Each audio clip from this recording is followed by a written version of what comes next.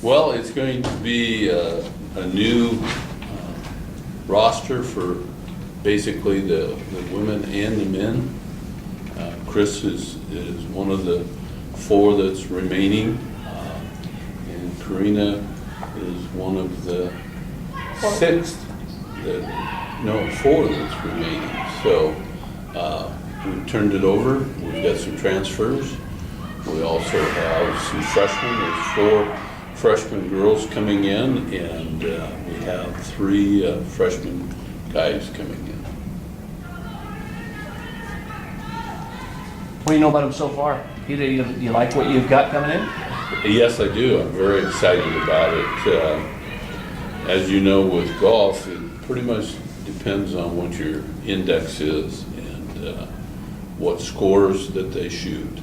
And I can honestly say that everybody in our men's team is capable of shooting in the 60s, mid-60s, very talented.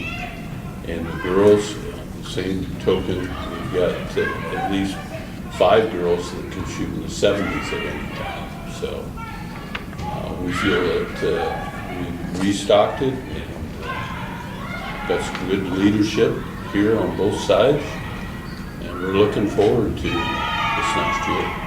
Pete, when you look at just about the men's roster at this point, 7 names here, is that typical? Is that a smaller roster than usual? Typically we carry between 7 and 8, and the reason for that is we have Title IX that we have to adhere to, and in this school the population is 60-40, 60 women, 40 men. So we try to keep it within that boundary as best we can. I do have 8. We added Aaron Mangum just today. He's a sophomore here at LC and is an assistant at Clarkston Country Club. What's your excitement level coming into this season? It's really good. I think the girls' team is solid, 1 through 5, and the men's team is solid 1 through 8. We've got Chris, plays every day, twice a day sometimes. Karina's the same way. She's dedicated. She plays at every opportunity she can.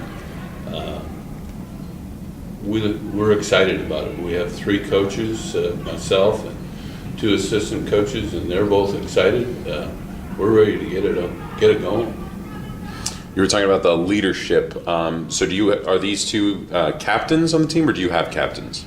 We don't have captains, no, but these 2 are hard workers and are not afraid to say something to the other players if it's something that's out of the ordinary, and that's what you want.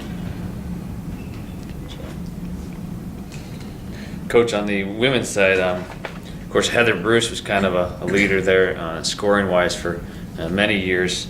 Is there someone filling in her shoes, or do you think it'll be more of a... Karina. Okay.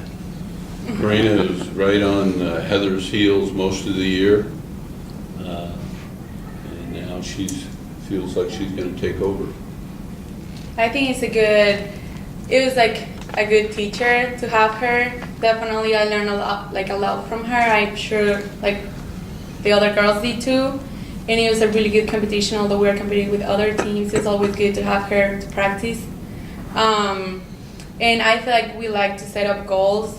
Every year, my freshman year, we were like, we want to make nationals. We did. My sophomore years, we were like, we want to be in the top 15 in nationals. And we did.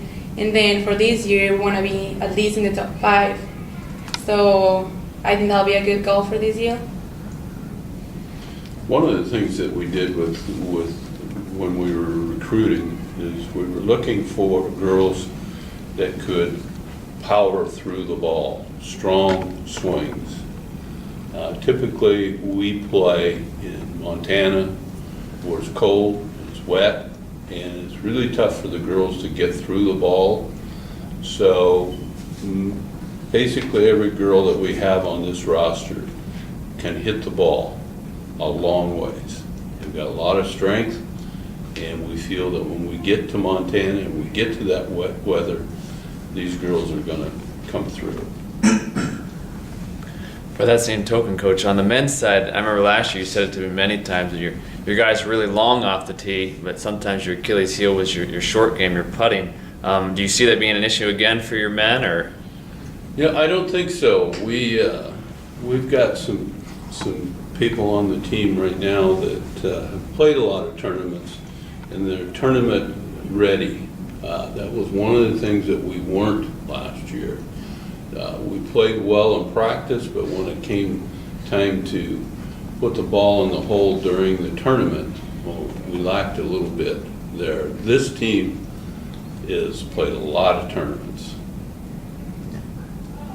And I've had the privilege of playing with all these guys coming in last year, and from what I can see, I mean, the way they swing the club, I mean, their short game, everybody's prepared and ready to get at it this year.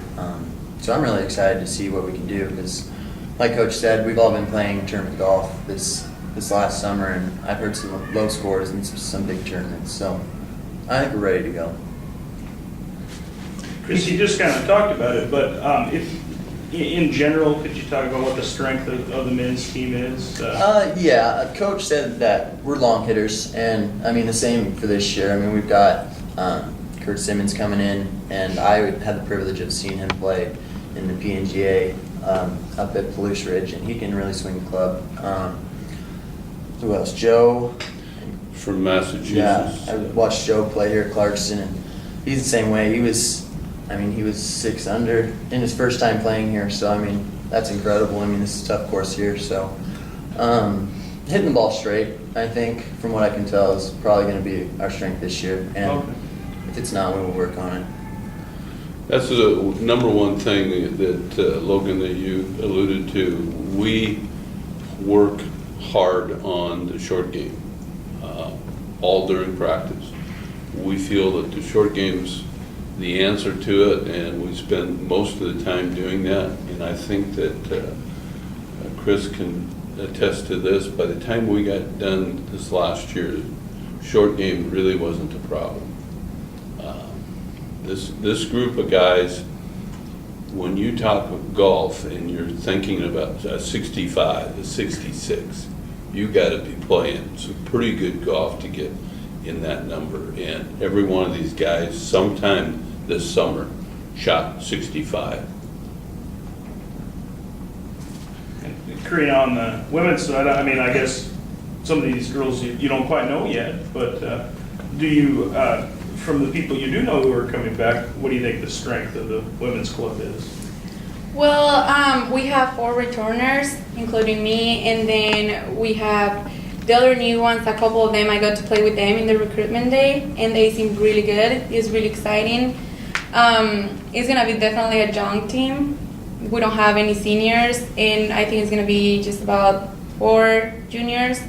The returner ones, all we have is that we create, I feel like, a really good environment to play. We all get along really good, and I think that's a plus in teams. We help each other a lot. We always are, check my swing, I'll help you with this, and we try to get together as much as we can to play. And for girls, I always believe that the strength will be in the short game. So as long as we have a really strong short game, it doesn't really matter how far you can hit the ball, because we don't play any really long distance anyways. So I think as long as we focus in that, just as last year, we're going to be able to make nationals easily. Paul, who do you, for both the men and women's sides, who in the conference do you see as really good this year? Normally it's Rocky Mountain is the competition for us, and it appears in talking with him that he has like 15 to 20 men on his team. We can't do that here. But I think we'll be competitive with him. He believes he's pretty strong. In the girls' side, he didn't have too good of recruiting year, so he feels like he's going to be a little soft. But you never know. The coach never quite gives you the full answer. And just because I don't remember, Pete, how many on a roster can compete in any one tournament? How many eligible players are there? Well, we're a little different. We structure our golf program so we can take 8 to a tournament on each, 8 men, 8 women. That gives 3 student athletes a chance to play in tournament play. They play as individuals. The 5 play, count 4 scores. Not all the schools do that, but we do. Paul, looking at the schedule, there's no home event for you guys this year, is that right? Yeah, every other year we trade it so that each team in our conference gets a chance to host a tournament every other year. Okay. And this is the year that we don't have one Okay. there. So it's not all that rare that you don't have a home tournament? No, we have our invitational, which is at Clarkston in the spring of the year, every year. But that's something that we put on. But conference-wise, it's moved around and we're on the every other year schedule. Okay. Is that something you're okay with, not having a home? I would much rather have it, but the other coaches felt like it was too much of an advantage for us because a home course does give you an advantage. It's a couple strokes, what do you think? Yeah, at least. Per Especially- round, so I somewhat can see that, but also on the other side of it is we're fighting weather every year that we play when we're in Montana, whereas we can come here and we know we're going to have good weather, so it's kind of a catch-22. The schedule that you see will probably add 2 or 3 dual matches in between that. We haven't secured them up yet, but they will be on a Friday or a Saturday. But we've got at least 2 or 3 more that we're going to play. Who might those be against? Generally, we'll go over to Pasco, Kennewick, and play there against Whitworth, Whitman,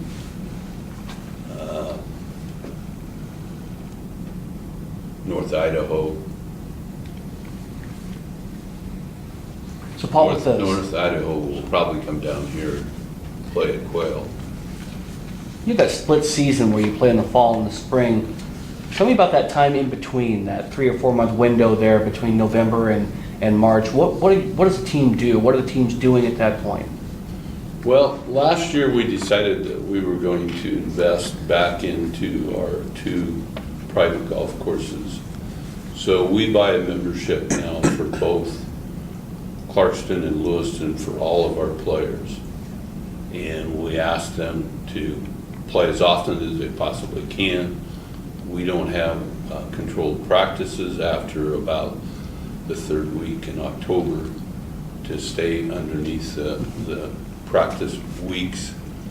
But I think they will say that it's kind of nice because they can get a couple hours off and run over there and play 4 or 5 holes and go back to school or do whatever they have to do. Both of these student athletes work as well as go to school and do golf. It's not an easy task. Chris and Karina, how often do you 2 go in your off time during the winter? Winter, basically when weather permitting, if it gets above 32 degrees, I'm usually out there putting. I don't like to go out on the course too much because it ruins the grass or whatever, but for a swing, just picking up a golf club in the middle of winter is a good idea, just to get a swing groove in. You have that month window where you really can't go out there and play because it's just, too cold. But just the most important part is being mentally ready and prepared to get back at it when you get, spring term hits. So it's kind of how I stay prepared, and probably a lot of the other golfers as well. Yeah, for me it's kind of like nice because I just go back home to Mexico. So I just can practice all month long and I try to take advantage of that as much as I can. So I'm not gonna lie, I play a lot down there. Nice. Have you thought about bringing the whole team to Mexico? We should. Yeah, there's a lot of those types of things we'd like to do.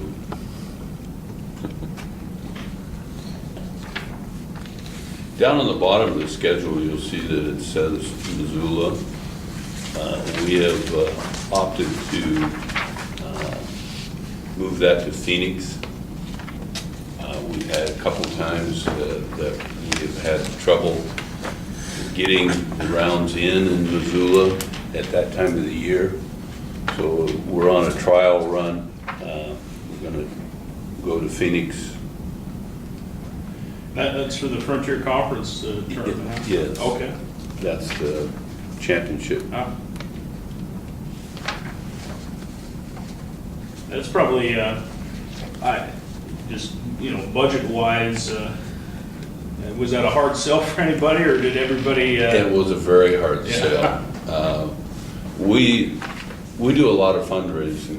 The student athletes help us, and we do a lot of fundraising here. And so we have a budget that is not equal to the rest of the Frontier Conference. So when we try to go to Phoenix, it's really tough. They don't allocate as many dollars towards it. Actually, probably the same amount, we just raise more. I know next month you'll all be having is it called the Warrior Classic? Mm-hmm. What other kind of fundraising events do you do? Well, right now, we're in the process of doing the Masters. What we do is we buy 2 tickets to the Masters, and we give $2,800 in expenses to go there, and a car. The package runs about $10,000. We sell 200 tickets at $150 a piece. That gives you a dinner for 2 at Clarkson Country Club. Then when we have the event, we draw out 10 names at the start and let those 10 people know that they're in the finals. And then we'll draw through the first 5. We'll give them a Masters hat. But when it gets down to the last 5, it gets pretty intense. Second place is 2 tickets to the 2015 U.S. Open. So that's a fundraiser that will gross about between 30 and 40,000. Will net hopefully 25,000 to 30,000. Half of that is given to the athletic department, even though the golf team puts it on, and it goes into an endowment for all of athletics. But that's our signature fundraiser. And then the kids, the student athletes, I should say, come up here probably around November, middle of November, and they will have a list of names of friends of theirs, relatives, and we give a trip to San Diego for a week. We ask for a $20 donation, and if they will do that, then we fill out 3 tickets for them and put it in the drawing for the trip. And we've been doing that now for about 10 years. The average is about $6,000 in $20 checks. But it's a nice fundraiser. But that's the kind of things that we do.